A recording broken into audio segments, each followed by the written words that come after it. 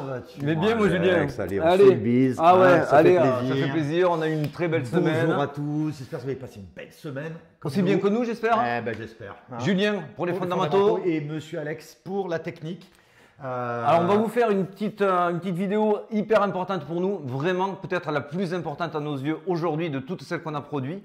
On va vous faire un récap. Ensuite, on va vous expliquer pourquoi ce bottom, on vous l'a rabâché depuis des semaines et des semaines. Depuis un mois. Ouais, même 2 mois. On montrera les vidéos s'il faut. Mais on n'est pas là, on s'en fout de savoir qui a raison, qui a tort. C'est juste qu'il faut. La suite va vous montrer, c'est ce qu'on va vous développer dans l'analyse, pourquoi on a pensé cela, quel narratif on a mis en place, parce que grâce à ce narratif, c'est ce qui va vous aider à comprendre qu'est-ce qui nous attend par la suite. C'est ça le plus important.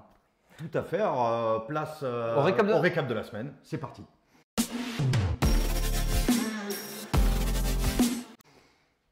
Alors, le récap de la semaine, mon ami, qu'est-ce qu'on a? Alors, est-ce que c'est... Ah, ben c'est vert. Tiens, c'est vert. Beau, c'est hein. beau. Alors, Allez, alors FTT. Ah, il aurait retrouvé un petit peu d'argent sous le coude. Il y en a plus que prévu. je crois que c'est plus de 5 milliards. Putain, c'est Et pas mal. ils en sont au stade de se demander si ça serait pas viable de réouvrir FTX. Donc du coup, bon, ben ça pump. Ça pump du côté chez Apt, Rune, enfin bref, Flow. Bon, là c'est parti. Hein, Et là, je ne Avalanche. sais pas si vous avez vu, ça déboule les bonnes nouvelles. Hein. Exactement, comme par hasard, on a attendu potentiellement Voilà. un élan. C'est ce qui est raconté pour Amazon. Amazon et Avalanche. Et Avalanche qui font un bisou. Ils étaient déjà ensemble un petit peu avant, ils avaient déjà signé. Et pour ne pas faire peur, ils le sortent. maintenant que c'est vert. On va partir en l'analyse. Allez, l'analyse du Bitcoin. C'est parti.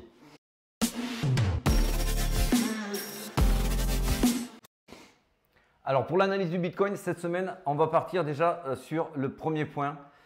C'est, on vous le dit très, très humblement, c'est vraiment pas pour se le raconter. Vous avez compris que ce n'est pas notre tasse de thé, on s'en balèque. En plus, on n'est pas comme ça. Mais on avait un narratif qu'on avait mis en place depuis le début. Notamment ici, on vous titrait il y a 1 mois et demi, fin du Bitcoin, on s'amuse à vous faire peur. On vous explique pourquoi c'était avantageux et dangereux pour eux de vous faire croire cela. On titrait clairement le risque est haussier, fin du bear market, début d'un rallye. Là, il y a 4 semaines, le Bitcoin à 20 000. On n'a pas arrêté, bien sûr, toujours avec 2 plans. Le plan où on a notre narratif qui correspond à la réalité, et si jamais ça s'invalidait, on vous avait toujours prévenu de garder du cash pour pas…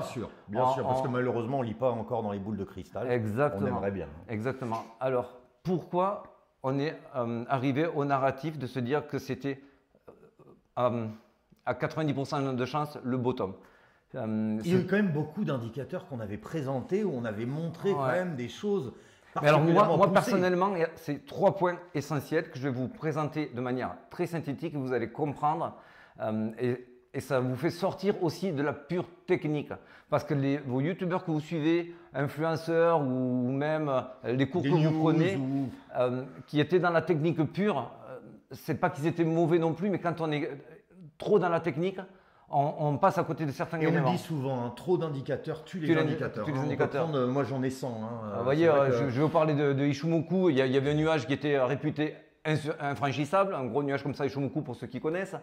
Il y avait les héliotistes, on était sur la vague D, la C qui devait nous amener en dessous des 15 000. Les chartistes, dont on fait quand même un peu partie, et on vous avait dit qu'il y avait ce risque, il y avait un bear flag. Ouais, tout à fait. Et tout ça, c'est vrai. On avait même les ICT et Smart Money Concept qui eux aussi attendaient un retournement pour aller chercher des liquidités plus bas qu'ils avaient identifiées avec des imbalances. Tout ça, c'est vrai. Mais il y avait des éléments massifs pour lesquels certains sont passés à côté. On va attaquer de suite par le premier point. Le premier point, on vous en parlait dès le début de notre chaîne, à savoir les tendances. Je vous explique. Pourquoi j'ai été amené, j'ai convaincu mon ami que la tendance était haussière avant le crack de FTX et que donc on doit récupérer cette tendance-là. Ici, on a aligné déjà, alors, il faut se rappeler, il faut forcer sa mémoire, on a enchaîné des journées et des semaines vertes. Beaucoup disaient super, on est reparti to the moon. Il y a le crack de FTX. Le crack de FTX, il faut savoir, c'est violent. C'est aussi violent, voire plus violent que Luna. En termes de milliards, c'est à peu près pareil.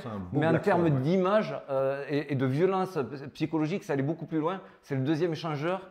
Ouais, c'est vrai que ça impacte la psychologie, forcément. Ça impactait. Et les portefeuilles, pour ceux qui... Si on était vraiment en bear market, en mode on continue à tomber plus bas, c'est pas, on n'aurait pas eu un dévissement, un dump qui nous a mené de 20 000, 21 000 à 15 000, on serait tombé à 10 000. Regardez Luna, ici, on est passé de 40 000 à... même c'était plus haut, ça commençait ici à 43 000, on est descendu à 30 000. Il y a 14 000. Pourquoi? Parce qu'en fait, une mauvaise nouvelle, c'est comme une voiture. Ben oui. C'est comme une voiture. Quand vous accélérez, quand vous prenez de la vitesse et que vous êtes en descente, c'est bien plus facile d'accélérer sur une descente. Quand vous arrivez sur une montée, la même accélération va vous freiner. C'est exactement pareil ici, c'est-à-dire si c'est contre-tendance, eh bien, c'est freiné, ça ne descend pas en dessous des 15 000. Par contre, si c'est dans la tendance, si c'est dans la tendance, ça va beaucoup plus loin. On voit Luna qui a fait chuter vraiment le marché parce que c'était une tendance baissière. Pour appuyer mes dires, vous avez exactement pareil avec le crack Covid. Le crack Covid, c'est la fin du monde. Tout le monde s'est dit, moi y compris, les cryptos c'est fini, les ETF c'est fini, quoi, tout était fini. Mais c'est pareil, avant le crack Covid, on était sur une tendance haussière. Le crack, ça nous amène vraiment à des très très bas. On met 3 mois à récupérer, exactement la même durée qu'on constate ici, et on revient sur la tendance qui était initiée avant. Donc ça, c'était le premier point où je me disais, si réellement avant le crack de FTX, on était sur une tendance haussière, en redécollage, ah ben ça devrait quand même pas aller très loin et repartir assez rapidement. Ça, c'était mon premier argument. Le deuxième argument, c'était, vous l'avez entendu, tout le monde disait « Ouais, mais on constate que tous les bear markets se finissent entre 83 et 87%. » Donc, ils faisaient tous leurs calculs et ça nous a mené à 12 000. Eh bien, moi, je n'étais pas d'accord avec ce calcul. Parce qu'en fait, ce 83 ou ce 87% résultait de très, très, très belles hausses auparavant. Donc, vous voyez ici, c'est un document de Pantera. On avait une hausse qui nous a fait faire un fois 93. Et ici, on avait retracé de 87%. Ici, on monte de fois 30. Donc, ça baisse. On est d'accord, divisé par 3. Ça baisse et on descend à 83%. Donc, c'est plus 87, c'est 83%. Ici, pour le dernier bull run, on a fait un fois 8. Et on vous dit quand même, ah, ça va faire 83, 87%, ça va nous amener à 12 000. On est monté beaucoup moins haut. On a besoin de retracer beaucoup moins. Donc dans les 80, 75, 80. Donc ça, c'était mon deuxième argument, mais pour moi, ce n'était pas suffisant. C'est pour ça qu'on n'a pas non plus insisté là-dessus, bien qu'on a été très clair pour nous que c'était le bottom. Mais on disait, si ce n'est pas le bottom, on n'y est pas loin. On est resté prudent. Et le troisième point, qui est pour moi presque le plus important, c'était sur une vidéo, je ne sais plus où je vous l'avais mis. Il y avait une donnée essentielle et beaucoup sont passés à côté de celle-ci. BlackRock non, on va y venir. Ça, c'était ce qui a fini le cherry on the cake. Ah oui, d'accord. The cherry on the cake. C'est que 42% des retailers étaient positionnés à 12 000. Oui, alors oui, ça c'est vrai, on peut leur faire un truc. Si vous voyez énormément toujours le même chiffre, déjà tout le monde le voit, c'est-à-dire les institutionnels, etc. Ne vous inquiétez pas, c'est pas notre père, etc. Grosso modo, il essaiera de vous faire perdre. Donc, grosso modo, on n'arrivera pas forcément. Il regarde le consensus. D'ailleurs, c'est pour ça qu'on est un peu, nous, connu contrarien. On est à l'envers, en fait. On essaie de penser différemment. On essaie toujours de se mettre dans la tête de ceux qui veulent nous la faire à l'envers. Voilà, exactement. Alors, non pas qu'on soit des whales, mais c'est juste, on a compris. Des wallows, peut-être. Des wallows. Donc, en fait, c'est 42% qu'on soit bien clair. C'est 42% quand les whales, ils l'ont vu avant même que nous, on le voit tout cet amas de liquidités à 12 000. Forcément, eux, ils ont deux options. C'est soit aller en dessous de 12 000 pour aller nous rect, soit ne jamais aller à ces 12 000.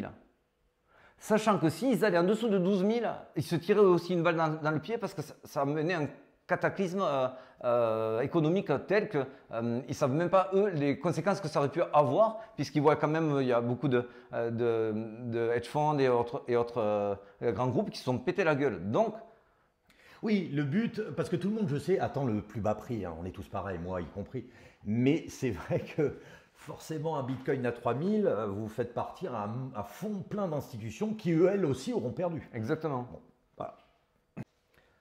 Et bien sûr, pour moi, c'était le coup près, BlackRock qui annonce vouloir sauver de la faillite la deuxième ferme de mining. C'est un chevalier blanc. C'est quelqu'un voilà. qui vient avec son drapeau gentil, quoi.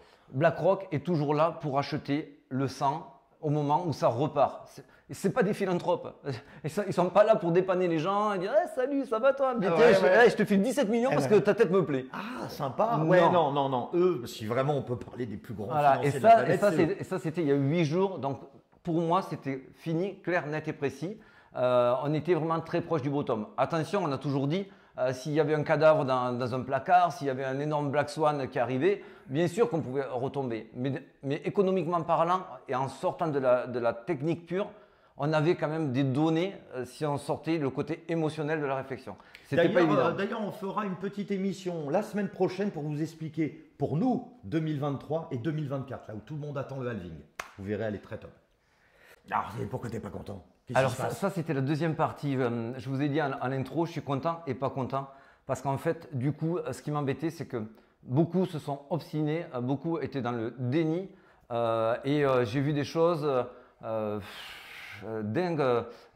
J'ai envoyé des messages. De toute façon, même sur Twitter, il y a eu des grosses polémiques parce qu'il y en a un qui a dit il faut shorter à toute sa communauté. Il y a des gens qui ont perdu plus de 40 millions de dollars. Donc bon, voilà, forcément, il était peut-être voilà, pas tu vois, j'ai mis sur du Discord. Non, les gars, shortez pas le marché. On était en vue 3 jours qui était hyper parlante, comme quand un W était mis en place. Je rajoutais c'était quoi? C'était sur je crois que c'était à Crypto Million, je lui avais envoyé ici, surtout ne pas lancer le short parce qu'en plus Crypto Million qui est un très bon, hein, je l'attaque nullement, je le suis, il a une très bonne analyse technique, mais bon, ils n'avaient pas eu toutes les données on-chain qu'on avait et pour eux, ils pensaient qu'il fallait shorter le marché et le risque pour lui, c'est qu'en fait, il fait du copy trading, il y a 300 personnes qui le suivaient et là, je me suis dit non. Il faut pas encore une fois que ce soit les Wells qui gagnent et que ce soit encore les petits comme nous qui trinquons. Oui, parce que tu vas le montrer, qui a perdu, on va vous le dire juste après, malheureusement. Là, tu vois, c'est là. Hein, je vais vous montrer les liquidations. Voilà, tout ce pack de liquidation, c'est 1 milliard. Ce 1 milliard. Alors, c'est qui? C'est BlackRock? C'est pas BlackRock, c'est pas les institutionnels, c'est pas les hedge funds. C'est toi, moi et Alex. Voilà. C'est les retail. Franchement, si on vous demande de partager une seule vidéo, partagez celle-ci parce que vraiment, moi, ça m'a été pénible. Malgré que j'étais positionné, malgré que j'étais content, on faisait de l'argent, on était super content. Vraiment, on pourrait se dire, on n'en a rien à faire. Mais non. Et pourquoi en plus, je le préviens, c'était pour des raisons concrètes. Ici, vous voyez, c'était les inflows. Donc, on voyait que l'USDC et l'USDT arrivaient massivement sur les exchanges. Sur les exchanges, forcément, ça annonce de l'achat. Ils embarquent pas tous pognon pour rien. Et la dominance. Et on avait la dominance. Vous voyez, là c'était avant que ça commence à dévisser. C'était le mercredi, jeudi. Là, on voit que la dominance USDT baisse, donc ça veut dire qu'ils sortent de l'argent qui est arrivé sur les exchanges pour faire des achats et ces achats, ils le font où? La dominance au même moment qui explose Bitcoin. Donc, on voyait vraiment quelques heures auparavant ce qui se passait, ce qui se tramait. Bon, comme on était dans le déni et la peur, les gens ne voulaient pas le voir et c'est dommage, on l'avait sous les yeux. Alors, croyez-nous sur parole, on ne veut pas faire les sachants, on s'en fout de ça, qui a raison, qui a tort. Mais c'est toujours bien justement, bon après déjà on a un petit peu d'expérience aussi là-dedans, mais c'est non pas pour montrer aux confrères et autres, c'est juste qu'il y a 2-3 petits éléments parfois qu'il faut vraiment avoir en tête, ce dont tu parlais, de sortie et entrée de cash, forcément, ça amène une dominance qui va monter, de l'achat du Bitcoin et de l'achat surtout. Ce qu'on veut voir, c'est du spot et pas du levier. Et il n'y a pas de levier, j'ai l'impression. Et si on appuie pour vous expliquer que ce narratif était le bon, c'est encore une fois pas pour se faire mousser, mais pour vous expliquer la suite. Parce que si vous partez du mauvais narratif sur ce qui s'est produit, forcément, vous n'êtes pas avec les bons outils pour appréhender ce qui va se produire.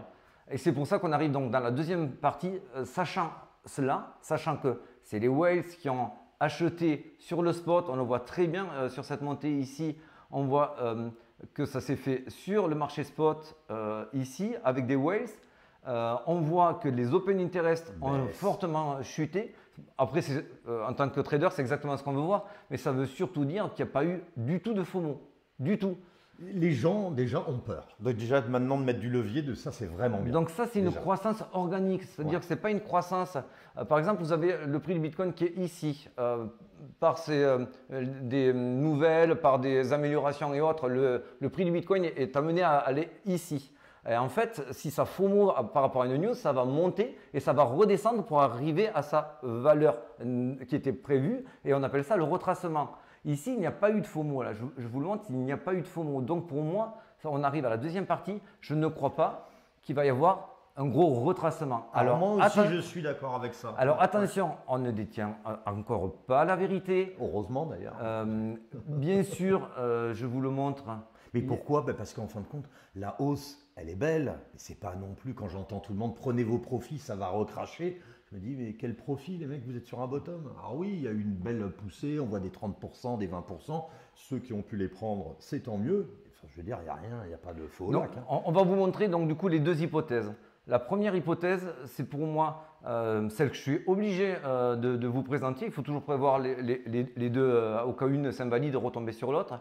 Donc si on retrace, on va retracer sur une première fois sur du 20 000 pour descendre ensuite sur le FIBO, le premier arrêt FIBO qui sera aux alentours des 19 200. On se retrouvera ici. Voilà, ça c'est vraiment ce que tout le monde pense possible. Ce cas, c'est que la smart money, c'est qu'on va tous faire ce calcul-là.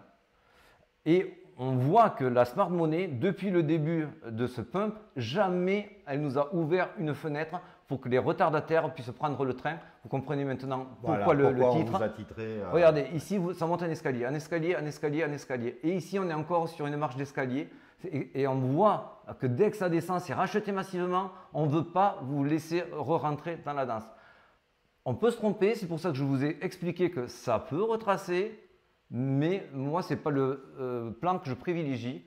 Le plan que je privilégie, il va être, comme je l'avais expliqué avant le pump, qu'il y a un objectif à court terme, il est ici, et ensuite un objectif à court moyen terme dans la zone de reverse qui va être entre 22 500 et 25 000.